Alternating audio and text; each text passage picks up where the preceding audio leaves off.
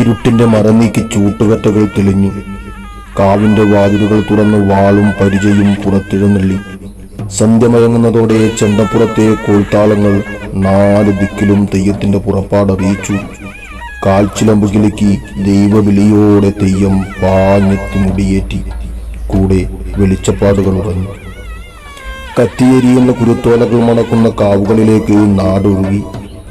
ആളോളം പൊക്കത്തിൽ എരിഞ്ഞു കത്തുന്ന മേലേരികൾ, കുത്തുവിളക്കിൽ അണയാത്ത തിരിനാളങ്ങൾ. വെളിച്ചത്തിന്റെ കൈപിടിച്ച് ഗുളികനും കണ്ഠകർണനും വീരനും വീരാളിയും വിഷ്ണുമൂർത്തിയും പുതിയ ഭഗവതിയും കതിവന്നൂർ വീരനും കണ്ടനാർക്കേളനും ചാമുണ്ടിയുമെല്ലാം ഇളം തണുപ്പുള്ള രാത്രികളിലും പുലർക്കാല വേളകളിലും ചുവട് വെച്ചു. സാധാരണക്കാരന്റെ ദൈവക്കുരുവിലേക്കുള്ള പരക്കായ പ്രവേശനത്തിന്റെ കഥയാണ് ഓരോ തെയ്യവും.